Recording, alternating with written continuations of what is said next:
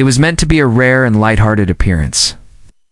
Meghan Markle joining the Graham Norton Show alongside a panel of British celebrities to promote her latest global initiative on women's empowerment and community wellness.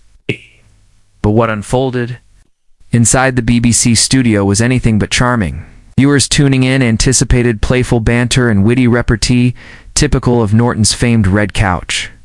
Instead, they witnessed an increasingly tense exchange that spiraled into a moment so shocking, producers were forced to cut it from the final broadcast. According to sources present during filming, the conversation began warmly enough. Meghan was welcomed with applause, dressed in an elegant navy outfit. Smiling as she discussed motherhood, her new podcast series, and her passion for elevating unheard voices. But the atmosphere shifted dramatically when the conversation veered unexpectedly into her past experiences within the British royal family.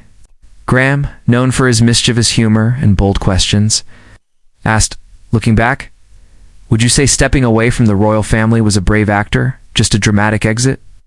The room grew noticeably quiet. Meghan paused, visibly surprised. By the phrasing, she responded with grace, "I'd say it was an act of self-preservation. Sometimes you have to choose peace over protocol." Graham chuckled, but pressed further. "Fair. But some people wondered, did you ever consider staying quiet for the sake of harmony?" The tone, light as it was on the surface, struck a nerve. Meghan's demeanor shifted. If silence kept women safe, we wouldn't need movements like Me Too, she said pointedly. At that moment, the playful tone of the show dissipated. An awkward silence followed. What began as a clever quip turned into a philosophical standoff. Another guest reportedly tried to break the tension with a joke, but it fell flat. Graham, perhaps realizing the mood had changed, attempted to pivot, but Meghan wasn't done. "I agreed to come on this show to talk about the future, not to be rejudged for surviving the past," she said. The air in the room thickened. And, according to multiple sources, Meghan stood up and quietly removed her mic. Graham, equally stunned and frustrated, reportedly gestured toward the side stage and muttered, "If that's how you feel, maybe we're done here." She exited, without looking back. And with that, one of British TV's most surreal celebrity walk-offs was etched into backstage legend. Asterisk, as soon as the cameras stopped rolling, the atmosphere backstage turned icy. Staff members scrambled to maintain professionalism, but murmurs echoed through the corridors of the BBC studio as Meghan Markle's unexpected exit sparked confusion, disbelief, and a flurry of urgent conversations. According to a production assistant who spoke anonymously, producers immediately convened in the control room, reviewing the footage and deciding whether any of the segment was salvageable. "We knew it would be controversial," the source said, "but we didn't expect her to walk." Meanwhile, Meghan's security team quickly and quietly escorted her from the premises, bypassing the usual press corridor altogether. Graham, known for his charm and poise, reportedly remained in his chair for several moments after the interruption, rubbing his hands together and whispering, "Well, that went south fast." Attempts to resume the show continued, but the energy in the room had been irreparably altered. Later that evening, a studio rep confirmed that Meghan's segment would be heavily edited aired at all. News of the confrontation leaked within hours. Social media exploded with conflicting takes. Some accused Graham of blindsiding a guest under the guise of comedy, while others claimed Meghan overreacted to what they deemed reasonable questions. The tabloids pounced instantly. British outlets like the Daily Mail ran headlines like "Meghan storms off set after Graham Norton dares to mention royal past," while others suggested it was a publicity stunt gone wrong. Across the Atlantic, Meghan's supporters rose to her defense. Rolling Stone published an op-ed titled, "What Happens When a Woman Sets Her Boundaries on Live TV?" framing the moment as a lesson in public dignity. But not everyone was sympathetic. Conservative commentators on UK talk radio used the incident to rehash old criticisms about Meghan's diva behavior and accused her of playing victim. For Meghan's team, it was a delicate balance. Within 24 hours, they released a short, carefully crafted statement. The Duchess of Sussex believes in constructive dialogue and mutual respect. When an interview ceases to reflect that spirit, she reserves the right to disengage. The message was clear. the fault, in their eyes, didn't lie with her. Yet the damage or impact, depending on perspective, had already been done. Meghan's name was again dominating headlines, and a talk show that once trafficked only in charm had become the site of a moment that media outlets would dissect for days.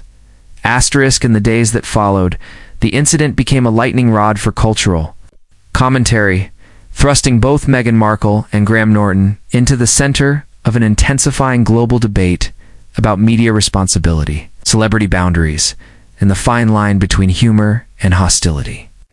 Talk show hosts across the globe chimed in some siding with Norton, suggesting he was merely doing his job by probing for answers that millions of viewers were still curious about. Others accused him of veiling loaded questions beneath a mask, of playful banter, exploiting Meghan's past trauma for the sake of ratings. Notably, American outlets were far more sympathetic to Meghan, with shows like The View and Today applauding her refusal to entertain veiled jabs and calling her reaction empowered, not dramatic. Across social media, the hashtag She Walked with Grace trended for 48 hours, sparked by a viral clip showing Meghan rising from the red couch with quiet poise, unflinching under the studio lights. On TikTok, creators broke down the tone and body language in slow motion, pointing out how Meghan's expression shifted the moment. Graham's question turned pointed some, calling it a study in composure under pressure. Meanwhile, Norton maintained an uncharacteristic silence. Known for poking fun at controversies on his own show, this time he remained notably off-script. The BBC issued a brief statement saying editorial decisions are at the discretion of the production team. We value all of our guests and regret any misunderstandings that may occur in live settings. That vague response only furthered speculation. Had the question been planned? Was it approved by Meghan's team?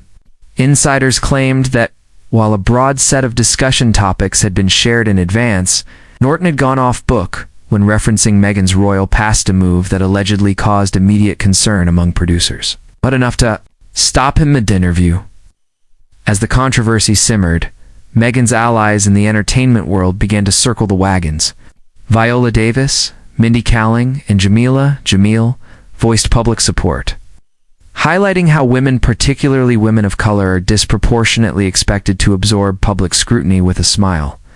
"We don't owe anyone our pain for their entertainment," Kaling posted on Instagram. Whether one viewed Meghan's exit as an overreaction or an overdue boundary, one thing became undeniable. The clip had reignited a global conversation about how far is too far when a guest sits down under the spotlight of so-called light entertainment. Asterisk, as the media storm intensified, producers behind the Graham Norton show found themselves in unfamiliar territory, navigating not just damage control but a full-blown identity crisis. For nearly 2 decades, the show had been a sanctuary for celebrities. It's a place where even the most reticent stars loosened up under Graham's quick wit and warmth. This incident cracked that reputation. Sources inside the production team revealed that the backlash had shaken the crew. Internally, there were questions about whether Graham had been pressured by BBC executives to inject a bit more edge into the program amid declining live ratings and increased competition from streaming platforms. One senior producer reportedly admitted, "We got too comfortable." The show's success has always hinged on trust between Graham, the guests, and the audience. That trust felt broken that night.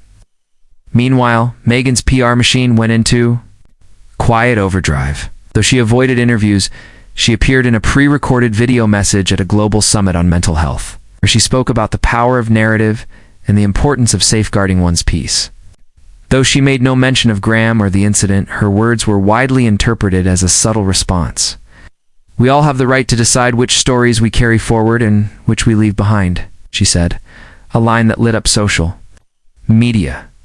Even more telling was her decision to cancel an upcoming UK-based media appearance and instead accept an invitation from Trevor Noah to appear on The Daily Show, where the tone was expected to be far more respectful. As for Graham, after nearly a week of silence, he'd finally addressed the controversy in a brief, pre-recorded segment at the start of his next show. He didn't apologize directly, but acknowledged the fallout. Sometimes, in this business, things don't land as intended. "That's on me," he said, before moving on to introduce that night's guests. The moment was brief, carefully measured, and left many viewers divided.